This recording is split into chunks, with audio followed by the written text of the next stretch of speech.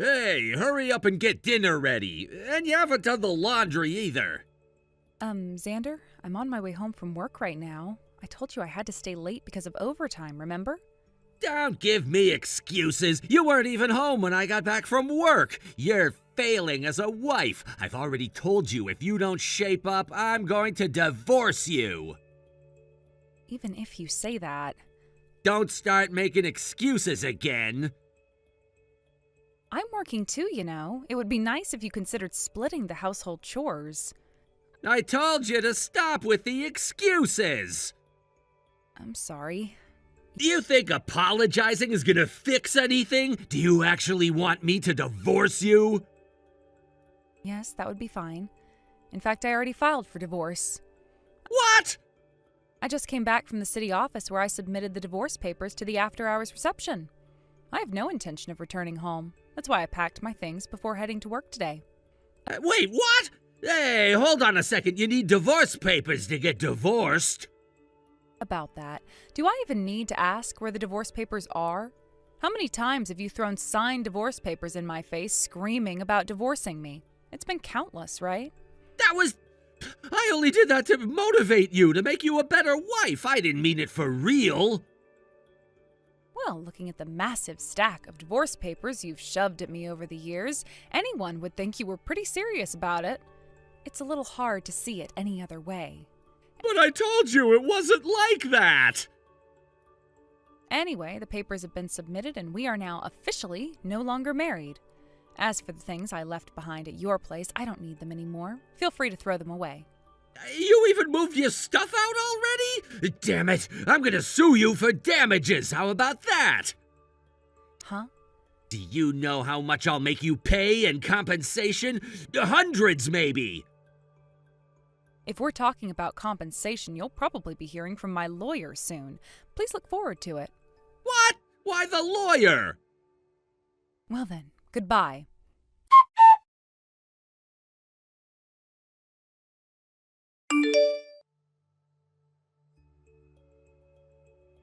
Hey, Bethany! What's this about a certified letter showing up talking about alimony? What the hell is going on? If you got the certified mail, you should know what it's about. I didn't do anything that'd make me owe you alimony. This is insane! Have you actually read the documents I sent you? Something about me cheating, right? That's nonsense. You've got no proof, so stop trying to scare me. You're just doing this because you're panicking over how you'll get by now that we're divorced and you want a lump sum. Well, I'm not falling for it. You can forget it. Xander, don't you realize that the very fact a professional lawyer is involved means there's already proof of your infidelity? What? I have enough evidence to make a strong case, which is why my lawyer agreed to take it on. Unlike certain people who throw around threats of alimony without any basis, my case actually holds up. You didn't think things through, did you? You can't be serious. Oh, and another thing, my financial situation is fine, thank you very much. I wasn't struggling to make ends meet. In fact, I was earning more than you were. What? Yep. So no, I don't need your money to survive. But I do expect you to pay the alimony that you owe, and let me be clear, I will only accept a lump sum payment. No installments or dragging it out.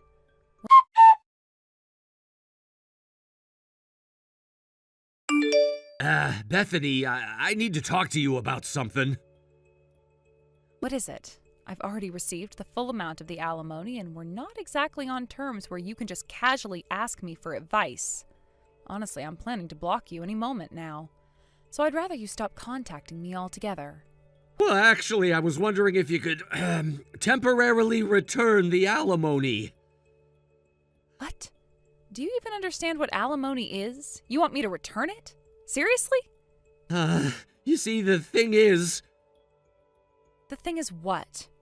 I got hit with another alimony demand from Avery, too.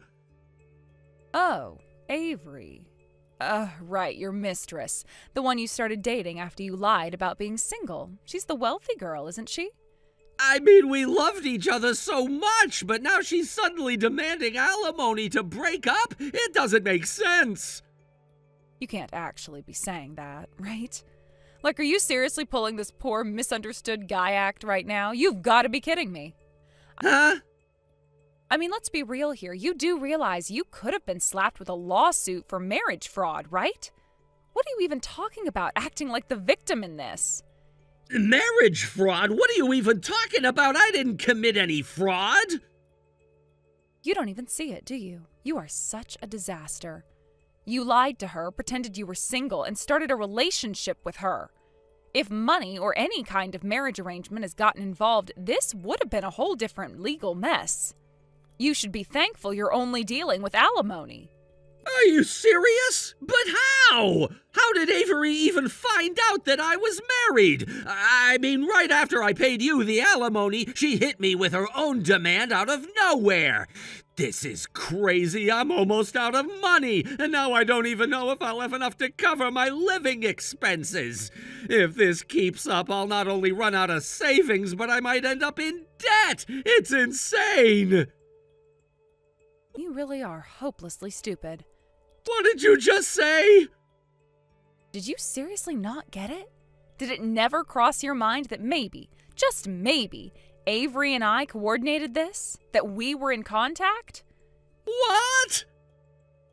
You didn't even consider that, huh? Of course not. Well, let me fill you in on something you seem to have missed. The reason I found out about your affair with Avery in the first place was because her parents reached out to me. Her parents? Wait, what do they have to do with this? Yeah, it turns out that when you're dating the daughter of a prominent, wealthy family, they tend to do their homework. It's not like they're just going to let anyone date their daughter. So they dug into your background and found out that, surprise, you were married. And once they knew, they contacted me directly. They told me everything, with proof, by the way. They even said, your husband is cheating on you and pretending to be single. He's deceiving our daughter. They had all the receipts, Xander. Wait, what? Are you telling me her parents got involved in this too? Of course they did. She's their daughter. They care about her. They were the ones who did the digging and figured out the truth. They weren't about to let their little girl get played by a two-timing jerk like you. And once they knew, they made sure I knew too, with every single detail laid out clearly. I can't believe this! So that's how all this happened? Yep. They reached out to me first, and then they let Avery in on the truth once they knew I was taking action. The reason her alimony demand came after mine was just because they prioritized making sure I was okay first. Honestly, I think they were being pretty considerate. So you're telling me I got double-teamed by you and Avery's family? Exactly, and I'm sure if things had gone a little differently, if they hadn't found out when they did, you'd be facing much worse than just alimony payments from both sides. This is unbelievable! It's actually completely believable. You dug your own grave, Xander. Now you get to lie in it. But what am I supposed to do now? I'm completely screwed. I don't have enough to pay Avery's alimony on top of everything else. I'm running out of options here. Well, that sounds like your problem now. I've done my part, and frankly, I couldn't care less what happens to you. You're the one who created this mess, so you're the one who has to deal with the consequences. Good luck with that. You're going to need it. Bethany, please, isn't there anything you can do to help me out? Just this once? Not a chance. You made your bed, and now you're going to sleep in it. Have a nice life.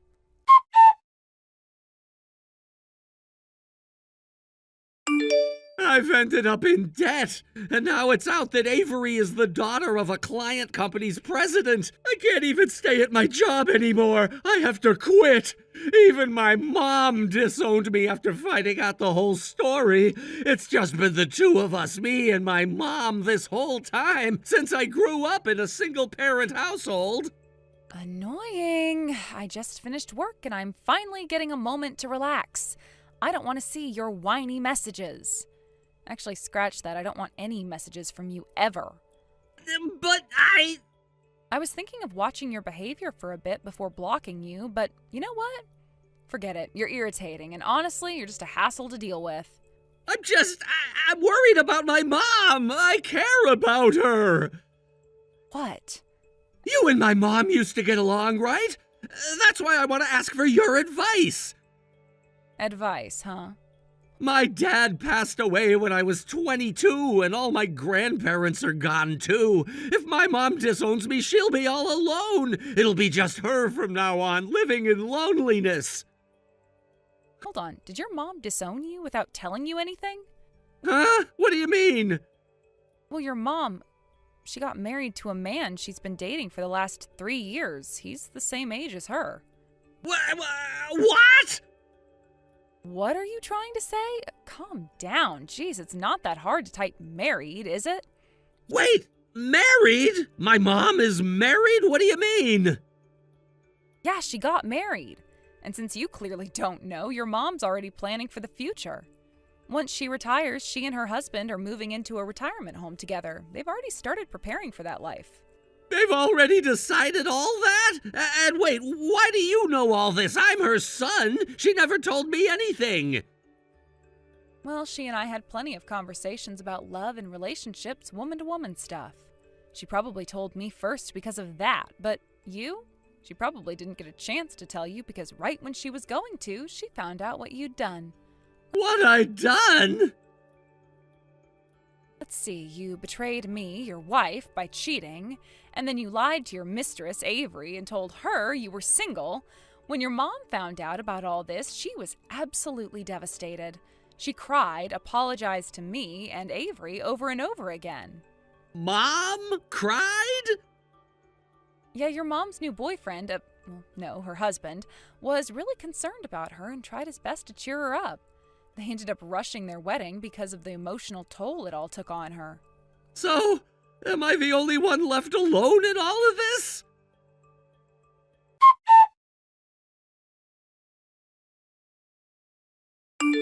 Bethany! Finally, I'm back! Sorry to keep you waiting. Who is this? Your husband! My husband? The phone number doesn't match the one of my fiancé. It's me, Xander! What? Yeah, I know the number's different. That's because I had to change it. I had you blocked. You actually went out of your way to change your number just to contact me? That is really creepy. Yeah, the number's different because I couldn't afford my phone bill for a while, so it got cut off. But guess what? I finally finished paying off all my debts. That means I could get a new phone and sign a fresh contract. Wow. So you finally managed to pay everything off? How commendable. Yeah, I've been working like crazy to fill the void, you know? Being all alone, it's tough. It's only been a few years, but it felt like an eternity. So let me get this straight. You're saying that you got a new phone and that's why your number's different? Exactly, and I'll make sure you save this number in your contacts, all right? I'd rather not. Oh, come on, don't be like that. I get how you're feeling. My feelings? What are you talking about? I heard you're still single. You know what that means, right? And what exactly does that mean? It means, I knew it, you've been waiting for me all this time. It's got me really emotional, honestly, so I've got the marriage papers ready. Let's fill them out and submit them to the city office today. Then we can finally start living together. Huh? By the way, where are you living now? I'll come right over. As if I'd tell you. Wait, why not? If you don't tell me, I can't come see you. I don't want you to come. What? Sure, I am technically single at the moment, but I am living with my fiancé. What? Yeah, he's nothing like you. He's kind, considerate, and he helped me heal after everything you put me through. I don't need you. He's the one I'm going to marry. You've got to be kidding me. No way, this can't be real. Tell me you're lying. You are so annoying. What? Maybe it's time I consider changing my phone number too. Bethany! For now, I'm just going to block you again. Bye. Bethany!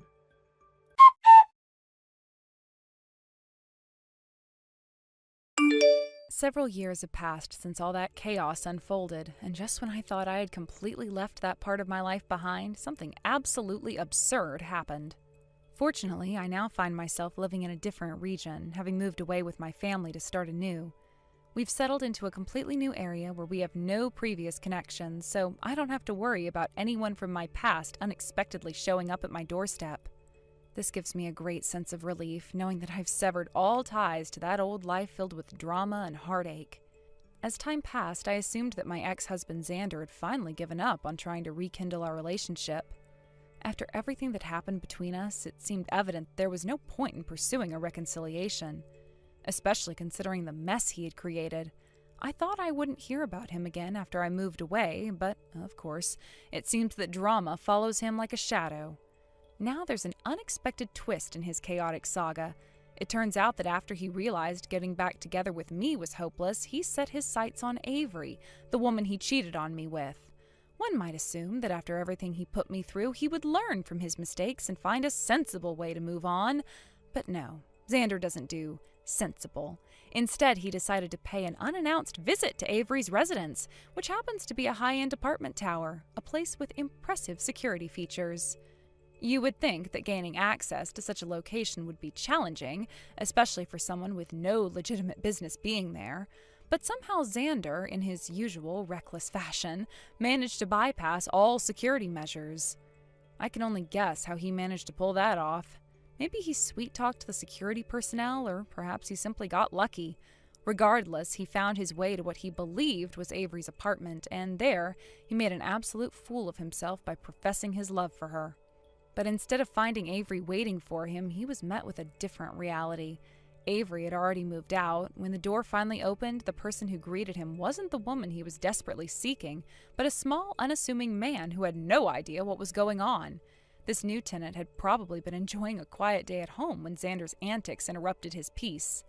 Instead of stepping back and realizing that Avery had moved on, both physically and emotionally, Xander jumped to the ludicrous conclusion that this man must be Avery's new boyfriend. Fueled by jealousy and desperation, he lost all sense of control. He didn't just confront this stranger, he exploded in a fit of rage, yelling and causing a huge commotion in the hallway. His irrational behavior escalated quickly, resulting in him attacking not just the man, but also the apartment itself. In his blind fury, he destroyed several pieces of valuable furniture and exquisite decor, some of which were worth hundreds of thousands of dollars. By the time the building security team finally responded, it was too late.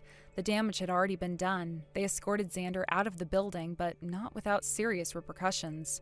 The new resident was not going to let this incident slide without taking action. He pressed charges, and on top of that, Xander faced a hefty bill for all the destruction he had caused. The cost of repair and compensation mounted up to a staggering amount, one that was far beyond Xander's financial capabilities.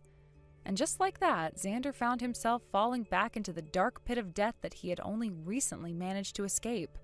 After putting in so much effort to pay off his previous obligations, he was right back at square one, now burdened with even more loans and financial troubles than before. His reckless attempt to win Avery back had not only failed spectacularly, but it also landed him in a far worse situation than he had been in during our tumultuous marriage. As for Avery, well, she likely never even found out about Xander's ridiculous outburst. She had already moved on, both in terms of her physical location and her emotional state. I can only imagine that she's now living her best life, far away from all the chaos that Xander tried to drag her into. And me? I'm grateful to be distanced from that entire mess. It feels like I'm watching a poorly scripted drama unfold from a safe distance, utterly astonished that I was once part of the same narrative. Honestly, Xander's downfall is a never-ending cycle of his own making. He has yet to learn how to take responsibility for his actions. Instead, he continues to shift the blame onto others, dragging everyone else down with him in the process. But at some point, you have to realize that your choices have consequences, and those consequences don't simply vanish because you wish them to. It's a tough lesson that Xander has failed to grasp, and from the looks of it, he will keep repeating the same mistakes until he finally does. For me, I've found happiness and stability in my new life. Moving away was undoubtedly one of the best decisions I have ever made, and I feel liberated having all that drama behind me. I found peace in my new environment, where Xander's presence is nothing more than a fading memory. His rage and desperation can no longer reach me, and that's a liberating feeling. In the end, I don't feel pity for Xander. After all he put me through and all the turmoil he created for others, this kind of outcome seemed inevitable. His ability to move on, his reckless actions, and his refusal to take accountability have led him right back to the dark place he has always tried to escape. And maybe that's where he'll remain unless he finally decides to change his ways. But for now, that's his burden to carry, not mine. As I reflect on everything that's happened, I can't help but feel a sense of relief wash over me. I've turned the page on that chapter of my life and stepped into a new one where I am free from Xander's toxicity. I'm no longer weighed down by his actions or the consequences of our past. I have the opportunity to build my own future, and I am determined to make the most of it. Now, I wake up every day feeling grateful for my life. I'm surrounded by people who support me, and I'm focused on my goals and dreams. I've learned to appreciate the simple things, like enjoying a quiet morning with a cup of coffee, taking a stroll in the park, and spending quality time with loved ones. My life is filled with positive experiences that I never thought I would have again after everything I went through with Xander. Even though I occasionally hear stories about his misadventures, I find myself laughing rather than feeling any anger or sadness. It's almost comical how his life has spiraled out of control, all due to his own choices. The absurdity of it all brings a smile to my face, and I'm finally in a place where I can appreciate the irony of my past, knowing that I've moved beyond it. So, while Xander may continue to wallow in his own mistakes, I'll be here, living my life to the fullest and cherishing every moment of my newfound freedom. I've closed the door on that chaotic chapter, and I have no intention of looking back. What on earth is going on here? Wandering around during the day again? As your husband's mother, I am appalled. You're a wife, yet you don't even attempt to take care of the household. Every single day, all you do is waste your husband's hard-earned money. To make matters worse, you're already at a disadvantage in terms of first impressions, considering that you are 5 years older than David. Seriously, why don't you take some time to do the housework?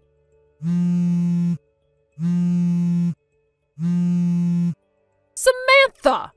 You're just out there having fun, so you need to respond to my messages immediately. Ignoring the messages from your husband's mother is absolutely unacceptable. Do you understand? I am currently at work, though. What? I've told you countless times, but I'm not a housewife. I have a job. I go out almost every day during the week because I'm going to the office. After I return home, I handle the housework and I take care of the more detailed tasks on my days off. Honestly, it's been 3 months since we started living together, so can't you at least try to remember my job and how I manage my daily life? I've remembered your schedule, which is why I'm cautioning you. Listen, you need to hurry home and do the housework. You have responsibilities as a wife. You need to take them seriously. I have a meeting coming up right now. What? I have preparations to make, so please excuse me. What do you mean you have a meeting?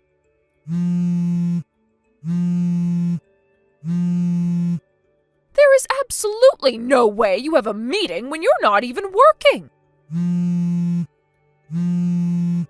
Samantha! This is getting out of hand. Enough already. It's incredibly frustrating to see you neglecting your duties. Do you have any idea how hard David works to support this household? And yet here you are, spending your days frolicking around instead of taking care of the responsibilities that come with being a wife. If you spent even half the time on household chores that you do gallivanting around town, this home would be in much better shape. How can you expect to earn my respect when you won't even acknowledge the importance of your role? It's infuriating. You need to understand that a marriage involves mutual responsibilities, and right now, you're failing miserably in yours. You say you're busy with work, but do you really think that justifies your behavior? You need to prioritize this family and your duties at home. You may be busy, but that's no excuse for neglecting the home you share with my son. We expect you to be a partner, not just someone who's living here without contributing anything meaningful. Can't you see how your actions are affecting everyone around you? You must change your attitude, or I assure you, this will lead to major problems in your marriage. I really hope you reflect on this and take it seriously. We want to see you as a responsible member of this family, not someone who's constantly evading their duties. So please, Samantha, think about how your actions are perceived and what needs to be done moving forward.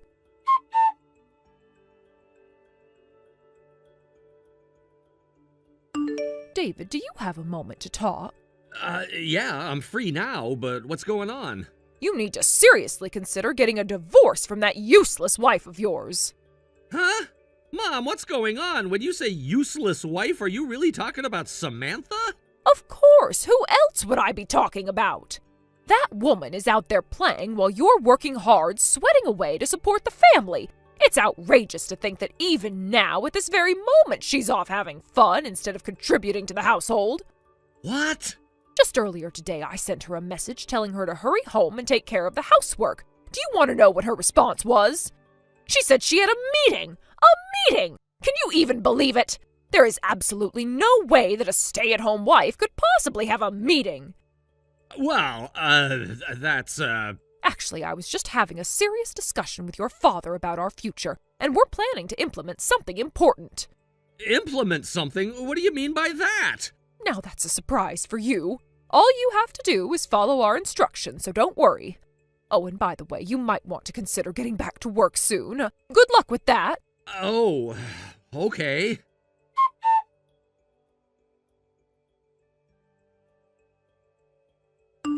Samantha, I think you're probably busy with work right now, but I'd really appreciate it if you could reply when you get a chance. David, what's going on? I'm actually free right now. I've adjusted my break schedule a bit to accommodate some work matters, so I can chat. I see. Thanks for that.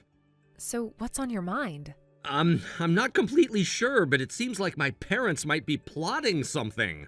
Plotting something? What do you mean? I'm really sorry, I don't have many details at the moment. I heard about it just yesterday. When I tried to get more information from them, they kept insisting that I should just follow their directions without question. I see. I apologize for not having more substantial information to share with you. I genuinely tried to get more insights, but I was concerned that if I pushed too hard, they might get suspicious of me and back off. It's okay. Just having a reason to be cautious is already a big help to me. Thank you for sharing what you could. I feel so pathetic right now. The situation with my parents moving in happened because I carelessly got caught in a mess. They moved in while I was away and packed up their things, effectively forcing me into this living arrangement without my consent. I mean, I was shocked when it first happened, and even now I can't fully wrap my head around it, but there were some unavoidable circumstances surrounding it. They had a major argument with my brother-in-law and his wife, and just like that, they were kicked out, ending up on the street with only the clothes on their backs. In that context, I can't really place the blame solely on your parents for stepping in. It was the cold season, and I simply couldn't let them endure that. If I had tried to kick them out and they had gotten sick as a result, I could only imagine how awful I would feel afterward. However, I really despise that I find myself being manipulated by those who have no understanding of your work or position. It seems like they never had any intention of trying to understand you from the very beginning. And to top it off, I'm currently relying on you financially. I want to be able to stand next to you with confidence as your partner instead of feeling so dependent on you. David, I want you to tell me if there's anything I can do to help in this situation. yeah, thank you. So if you get any more information later, please keep me posted. Is that all you're looking for? For now, we can't make any moves without information, can we? If I had to specify, I'd say I want you to be careful, not to let my parents catch on that you're keeping me informed about their plans. Since you aren't being suspected by your mom and dad, I'm confident you can manage that. I see. Okay. In any case, let's take it step by step and do what we can to handle this. All right? Absolutely. I got it.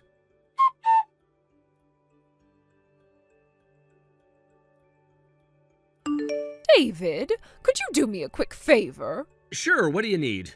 I need you to go to the A real estate office in front of S Station. Why a real estate office? Don't worry, I've already made arrangements. If you introduce yourself at the reception, they should be able to assist you right away.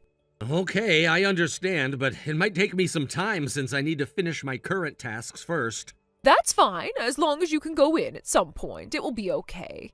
Just remember to let them know who you are when you arrive, and they'll know exactly what to do. All right, I'll make sure to mention your name when I get there. I'll do my best to wrap things up quickly.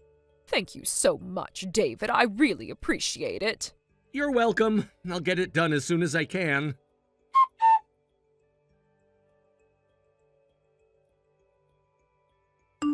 Samantha, this is an urgent situation. David?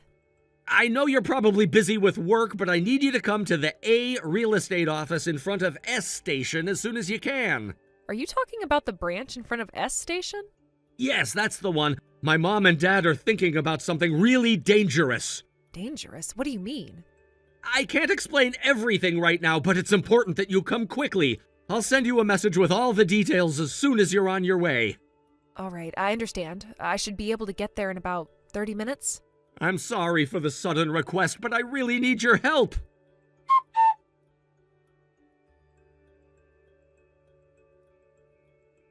Samantha, thank you for coming earlier. I really appreciate it. No problem at all. Actually, I think it ended up helping us push our plan forward, right? Well, yeah, that's true. I guess it did help a bit.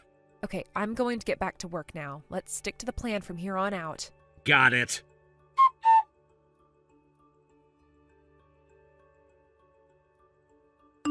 Mom, I've finished the procedures on my end. Thanks for your hard work, David. Were you surprised? Yeah, that was quite the shocker. I know, right? Originally, my plan was to complete the paperwork just with Dad and then let you know afterward as a surprise. But they told me that any contract-related documents require the person's consent, so I had to inform you. That makes sense. It's important to avoid any legal issues. If you didn't follow the rules, it could lead to serious trouble. Oh no, is that true? I'm glad we found out in advance. By the way, I'll arrange for the moving company for the big day as well. Oh, really? I have a friend in the moving business, so I think I can get a good deal. Well, in that case, should I leave it to you? Definitely. I've got this covered, so you don't have to worry about a thing. Thanks, David. Oh, I feel so relieved knowing you're handling it. I knew I could count on you. Of course. I'll make sure everything goes smoothly. All right, let's keep everything on track, and if there's anything else you need from me, just let me know. Absolutely. I'll keep you updated.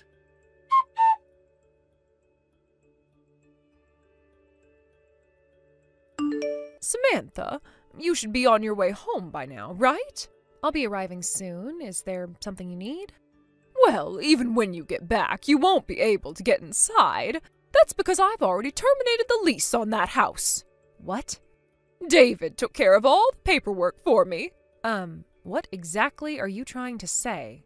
Samantha, you're going to divorce David. I don't think I need to explain the reasons, but since you're living off him, he has decided to move without you. The son of an elite family doesn't want to be tied down to a lazy wife like you anymore. Huh? A move and a divorce? Did David actually say he wants a divorce? You don't even need to ask that. I can tell. Wow, that's quite impressive. By the way, where are you now? I'm in the car heading to our new place. A friend of David's who runs a moving company is helping us out by providing transportation, in addition to handling the moving of our belongings. I see. That's interesting. Just out of curiosity, do you know where you're headed? Of course! We're heading to the beautiful new house that David rented for us. A beautiful new house, huh? That's great to hear. So does that mean you're returning your husband who earns $1 a day? Huh? $1 a day? Well, if David really wants to divorce me, that's what it implies. Listen, Samantha, please keep your jokes to yourself. There's no way that David, who's an executive at his company, would earn just $1 a day. Don't say something silly like he's unemployed and living on an allowance of just $1. Oh, wow, you are right on target with that one. Huh? David is currently unemployed. What? He left his previous job because it was a pretty tough environment and I had to make him quit for his health. Right now, he's attending a school to obtain a national qualification. He takes his lunch with him and buys a paper bag of vegetable juice that costs less than $1 every day, which I give him at the beginning of the month. Just so you know, this is all by his own choice, so I'm not forcing him to do anything. Samantha, enough with the nonsense. David is an executive who supports us. Actually, that's my role. What? You didn't believe me even when I introduced myself at the time of our marriage, did you? On the contrary, you interpreted it as if David only decided to marry me because he became an executive. I just can't understand how you could think that way. I even told you that if you checked the executive list on the W Company website, you would see my name there, but now it seems like you've never looked at it even once, right? Well, You might have been skeptical at first, but David and I have been in a committed relationship. I supported him through his journey to become an executive, and I made sacrifices for him along the way. You see, it's not easy for anyone to balance work and personal life, especially in such a demanding role. But now it seems that all of that has been disregarded in your eyes, as if my efforts mean nothing. Do you even realize the sacrifices I made for this family? I mean, David and I had to endure challenges that came our way, and we faced adversity together. You should understand that just because he's not working right now doesn't diminish his worth or the contributions he's made to our family. In fact, his decision to pursue a qualification shows his dedication to creating a better future for us. It's hard to believe you think so little of him. It's easy to say those things when you're not the one dealing with the day-to-day struggles. Look, I don't expect you to understand everything, but at least show some respect for his efforts. This isn't just about money, it's about values and support. If David has decided to take a break to better himself, that's commendable. It means he's taking charge of his life and working towards a goal that will ultimately benefit all of us. Honestly, you should be more supportive and encouraging him, rather than belittling his choices. After all, we're all in this together, and family means being there for one another. But instead, you choose to criticize and make judgments without fully understanding the situation. You're quick to jump to conclusions without considering the bigger picture.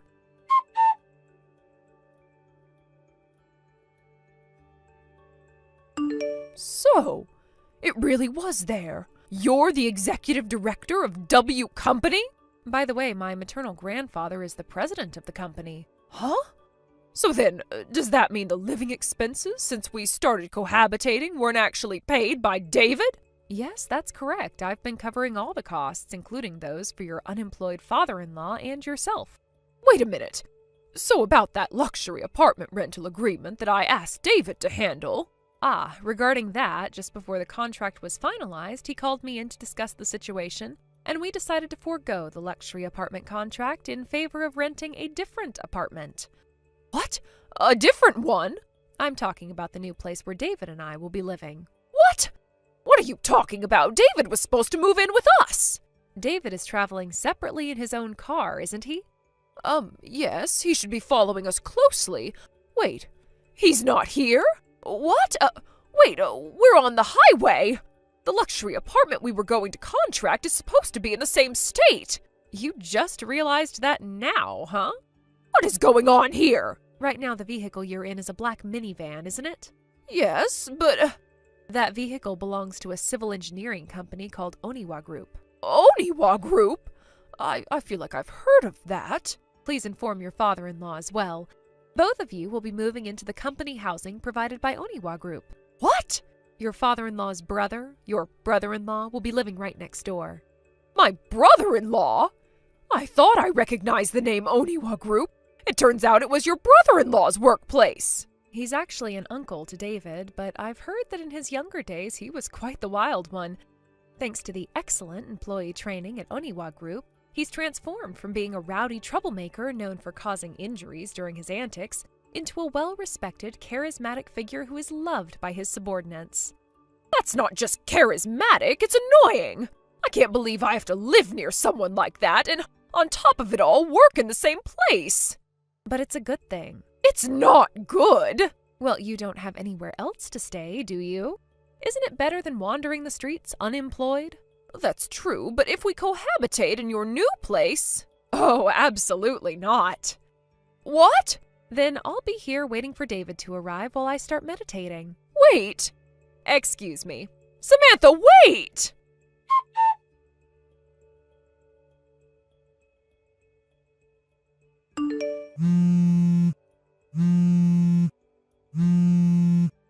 David! Hey, respond to me! You're not really heading over to Samantha's place, are you?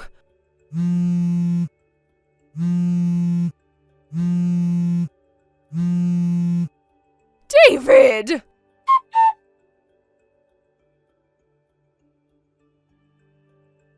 The husband was raised as the only son among two male siblings, a circumstance that inevitably shaped his upbringing in significant ways. He was excessively doted on by his parents, a situation that led him to develop into the kind of good boy who could never defy their wishes or expectations. This environment fostered a sense of obligation within him, creating a long-standing bond with his parents that began to feel more like a curse than a blessing. The expectations they placed upon him were immense, and he felt a constant pressure to maintain the image of the perfect son. This deeply ingrained sense of duty, cultivated over many years, created the sort of emotional bondage that seemed to overshadow every aspect of his life. It wasn't until he encountered me, a representative from a business partner, that he began to see things differently. The reality of his situation was slowly dawning upon him, and our meeting marked a pivotal moment in his life, leading us to where we are now in this complicated yet hopeful journey of self-discovery. After years of living under the suffocating weight of his parents' expectations, David has finally reached a turning point in his life. The moment of liberation that he has longed for has finally arrived.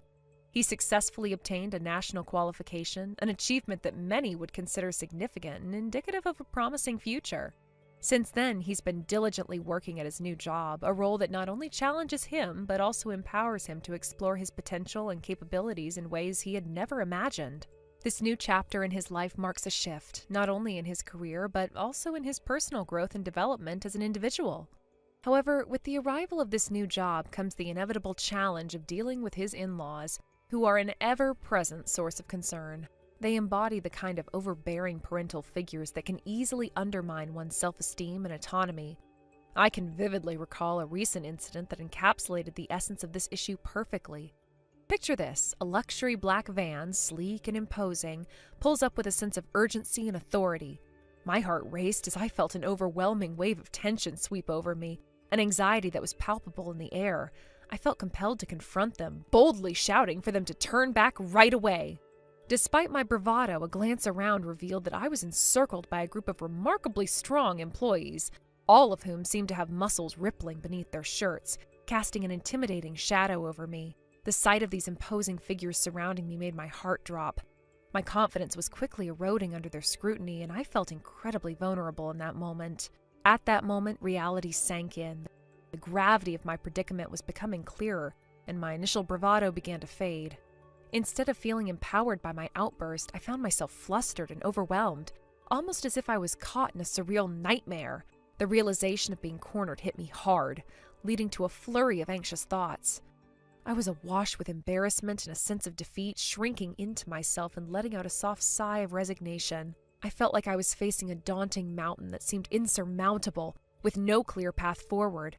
It took a moment, but it seemed that David and I were both beginning to comprehend the seriousness of our situation. Our precious bravado was fading away, replaced by a sobering understanding of our current circumstances. David's parents, who had always loomed large in his life, were finally making their presence felt in a way that was hard to ignore. Following the confrontation, they seemed to quiet down, and we could only hope that this marked a turning point in their approach. As we transitioned from that tense moment, we ultimately found ourselves entering company housing. The atmosphere was heavy with the weight of what had just transpired, yet there was an undercurrent of hope and resilience that began to bubble to the surface.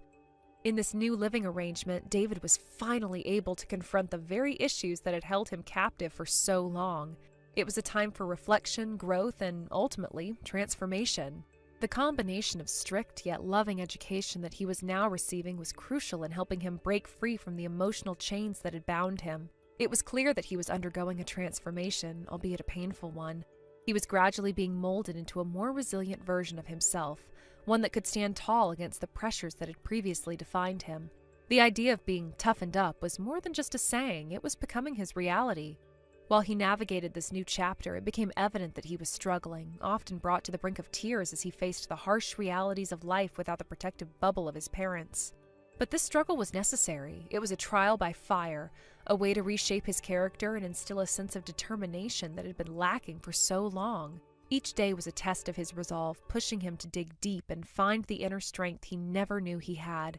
It was a daunting challenge, but one that was essential for his personal growth. I could see the changes in him, not just in his demeanor, but also in the way he approached challenges.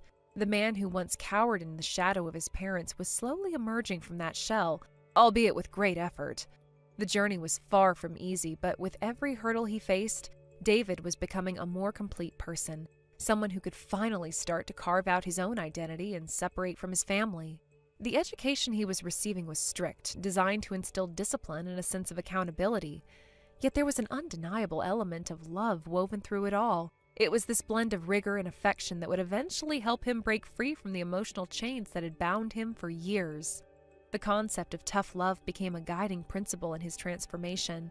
David was learning that while it was important to have love and support, it was equally vital to understand the value of hard work and perseverance. As he began to embrace this newfound philosophy, I could sense a shift in his confidence. The once timid man was starting to stand a little taller, his shoulders squaring as he faced the world. No longer was he just the boy who did everything his parents wanted. He was becoming a man capable of making his own decisions and asserting his own will. With each passing day, he was building a foundation for a life that he could truly call his own. While the journey was still ongoing, I was optimistic about where it would lead him. David had already shown tremendous strength in his pursuit of independence, and I believed he would continue to do so. With the support of those around him and the gradual shedding of his old self, he would ultimately emerge as the man he was meant to be. Thank you for watching and listening. We hope you enjoyed the video. Don't forget to like this video and subscribe. Also, feel free to leave a comment about what you thought of the story. We look forward to seeing you at the next story. Payday is coming soon, right? About this month's remittance. Huh? This month, I'm going to raise the amount again. Wait a minute, Mom? Is this some kind of joke? If you raise the amount any higher, I won't be able to afford my own living expenses. What are you saying? It's only natural for children to send money to their parents. Yes, I understand that, and I'm still sending money, but can we talk about the amount? It's becoming unreasonable. By the way, is Dan still sending his remittance? Is it still the same amount, $1,500 every month? Of course, Dan is so successful, talented, and such a dutiful son. There's no way I'd burden him with more. Yeah, I shouldn't have asked. But listen, I can't increase it anymore. What? Like I said earlier, I really can't do it anymore. Even right now, I'm barely managing to make ends meet. If you push me further, I really won't be able to survive. Then just cut back on your expenses even more. It's as simple as that. If I cut back any more, I'll be living a life that's not even human. I'm barely living as it is, and you're asking me to scrape by even more? Then just work harder and earn more money. Do you even hear what you're saying? You're asking me to sacrifice everything just to increase the remittance, and for what reason? It's ridiculous. Don't you have any sense of duty towards your family? You left this house out of your selfishness, so it's only right that we decide the amount you send back. I left because I had no place in the house, not because I was being selfish.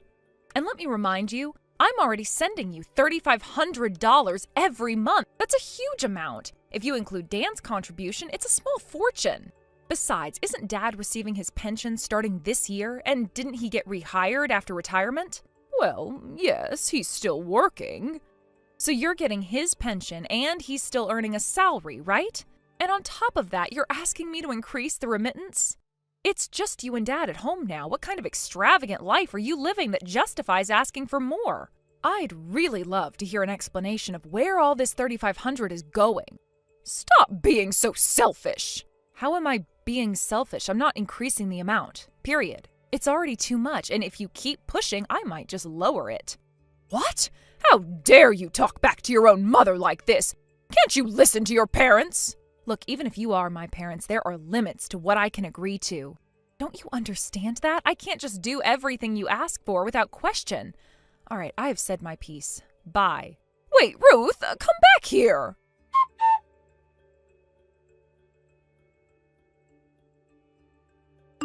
Ruth, is it true that you haven't sent this month's remittance yet? Yeah, I haven't sent it.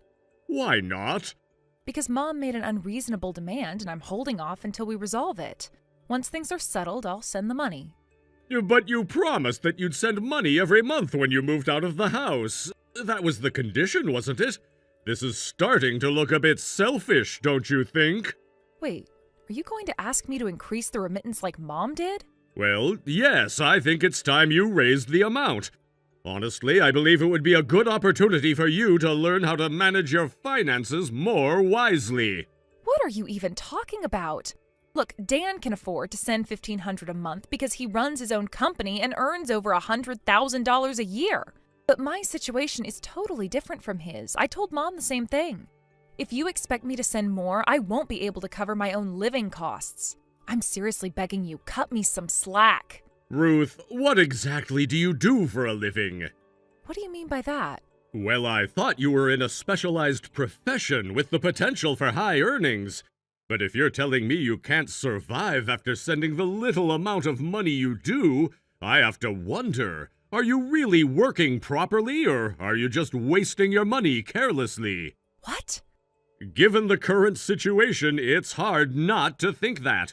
Look at Dan. He sends $1,500 every month without complaint. You, on the other hand, send a mere $100. Do you even respect your parents? $100? Wait, what are you talking about? Yes, $100. That's all you send, while Dan is sending 10 times that amount. What does that say about you? Wait. What do you mean $100? I've been sending $3,500 every month. $3,500? Are you serious? Yes, 5 years ago when I first moved out, I was sending $1,000 a month. But then it kept increasing because of things like Mom saying she needed money for medical appointments, or that she had to take out a loan to replace the car, or that the electricity bills were too high. So little by little, the amount went up until about 6 months ago when it reached $3,500. All that time, I kept sending the money because I felt it was my duty after moving out, and I lived as frugally as possible to make it work. But recently, my coworkers started to notice how I was living, and one of them even scolded me, saying I need to think about my own financial limits. That was when I realized how absurd it had all become. Ruth, I'm telling you, the fact remains that we've only received $100 from you. I swear, I have been sending $3,500. Are you still saying that? Of course I am. It's the truth, and I've been doing it for months now. Don't lie to me. If what you're saying is true, then stop the payments. Wait, stop them? What do you mean? I'm saying if you're really sending that much, then stop. Let's see what happens. Wait, are you seriously telling me I can stop sending money? You don't want me to reduce the amount, but just stop entirely? $0? Yes, you think we can't survive without your remittance? We're not living in such poverty that we'd struggle if your money stopped coming in. Oh, so that's how it is. However, if you do stop sending money, don't even think about stepping foot back into this house. You'll no longer have a place in this family. That's fine by me. What? I moved out 5 years ago with no intention of coming back. I started my own life, and if you're telling me I can stop the remittance, that's the best news I've heard in a long time. It's a huge relief. Wait, Ruth! Oh, and make sure to let Mom know, too. I'm done. Bye. Why is she so happy?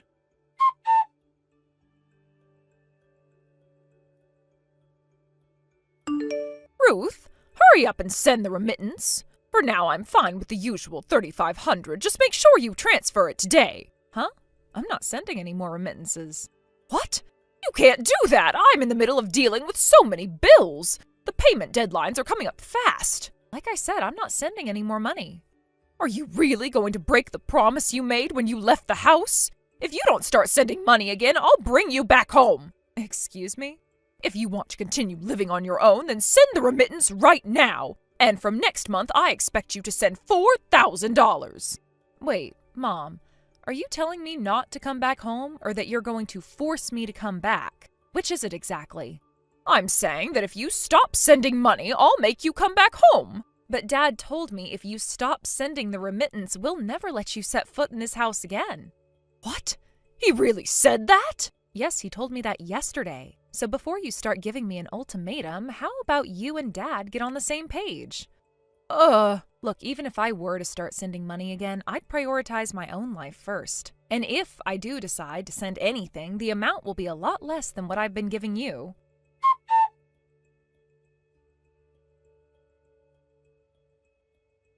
Hey, where are you? Oh, Carter, I thought you were at work today. I finished early because of some maintenance at the office building. Oh, I see. So where are you now? I'm just out shopping a bit. Come home without buying anything. I just checked the mailbox and we received a collection notice. What? A collection notice? Are you in debt? Yes, but it's not what you think. I didn't mean for this to happen. I've been trying to manage my finances. This is serious. How could you let it get to this point? You need to explain what's going on right now.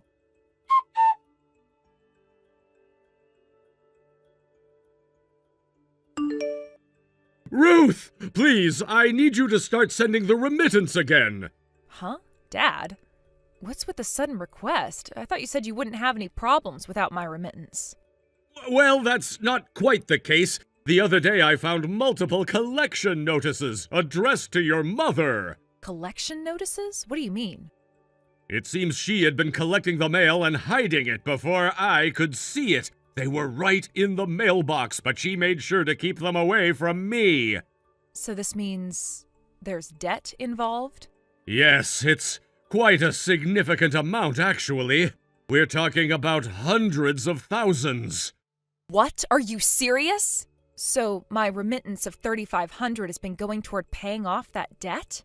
Apparently, that's exactly what was happening. They've been borrowing money and paying it off, only to borrow again. Your remittance was being used as a way to keep this cycle going. But now the amounts they've been borrowing have increased, and for various reasons, they've been asking for more money from you. What about Dan? What's his remittance situation? I double-checked with him earlier, and it turns out he was actually sending $2,000 instead of the $1,500 we thought. Wow. So he's sending even more than we realized. That's still less than my $3,500, right? Well, yes, but that's possibly due to how your mother feels about each of you. She's always had a soft spot for Dan. Yeah, I know. Mom definitely dotes on him, but still, $2,000 is quite a lot. I guess that really shows how desperate they are for money right now. From what I understand, of that $2,000, around $1,500 is purely for living expenses. Right. So it sounds like they're really in a tough spot financially. But given everything, I think it's impossible for me to resume sending money at this point. Wait, why do you say that?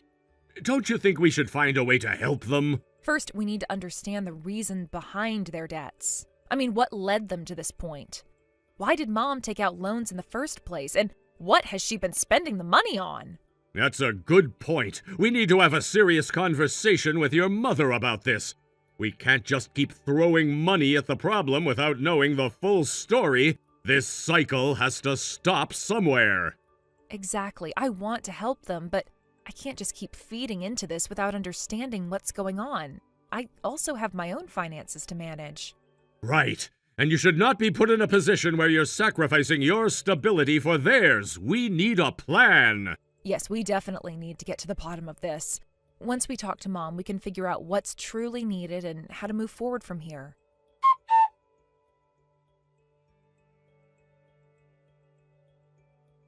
Ruth, I want to apologize for the horrible things I said the other day. Huh? Oh, you mean the conversation we had last time? Yes, I know this sounds like an excuse, but I genuinely had no idea about your mother's debt. I had completely entrusted her with managing the household finances. I was led to believe that your remittance was only $100 and that Dan was sending $1,500. I took that at face value without questioning it. Then one day I happened to overhear your mother mumbling about the remittances, and without fully understanding the situation, I ended up complaining to you. Okay, Dad, I appreciate your honesty. It's good to know you weren't fully aware of everything. I truly am sorry for how I reacted. Thank you for saying that. Now, do you have any idea what caused her debt? I've always thought she was a bit careless with money, but I never imagined it was serious enough to accumulate debt. What could have happened? Well, it turns out she got really into hosting. Hosting? You mean like she's been spending money on that? Yes, apparently. From what I've gathered, she was doing more than just socializing. It seems she got heavily involved in that lifestyle. Oh my God. I truly believe this is going to lead to a divorce. Yeah, I can see that. It's definitely a complicated situation. But Dad, how do you even handle something like that? A mother over 60 getting into debt from hosting? It's just so hard to process. I know, it's rough, and honestly, it's painful to think about. I never thought we'd be in this situation. I've always believed we could get through anything as a family, but now it's like everything is unraveling. I feel a mix of anger and sorrow. I get it. This is beyond just a financial issue. It's about trust and family. I can't believe she would put herself in this position at her age. It's just heartbreaking. Exactly. It's not just about the money, it's about how it affects our family and her health. I worry about what this means for her future. How could she be so reckless? It sounds like she was trying to fill some kind of void in her life, but she ended up making things worse. I mean, is this really the path she wanted to go down? It just seems so out of character for her. I know, right? It makes me wonder what she's been feeling or if she's going through something we didn't see. Maybe she's been feeling lonely or unfulfilled. Whatever the reason, it's clear she needs help, and we need to address this together. Yes, we definitely need to have a serious discussion with her.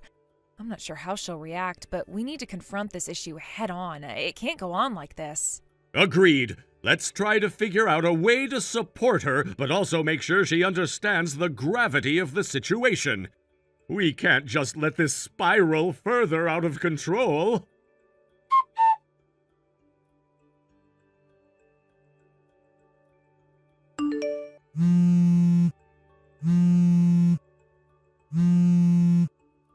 Ruth, you've been living in this apartment, haven't you? Huh? Mom, what are you talking about? This apartment, room 105. What about it? I just ran into a resident from here, and they told me that ever since you moved out 2 months ago, that room has been empty. First, I want to know how you even found out about that room.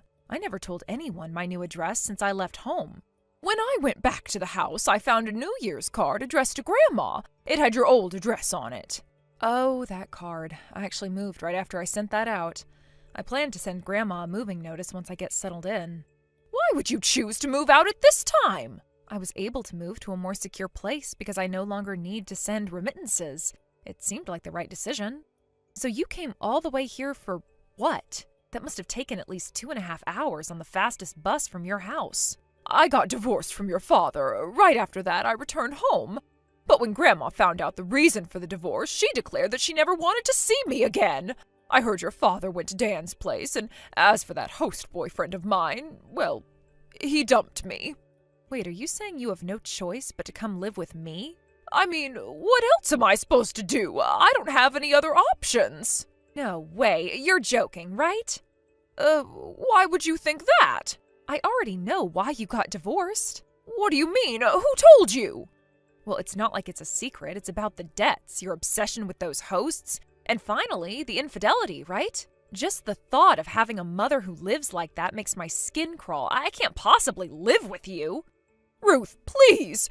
Think about everything I've done for you while raising you. I thought we could live together again as a way to repay that. You lied to Dad about how much I send home every month. I know you've been secretly borrowing money and making those payments behind my back. I don't want to be dragged into any more of your messes, all right? Ruth, about your new address. I'm not telling you. Wait a minute. Goodbye.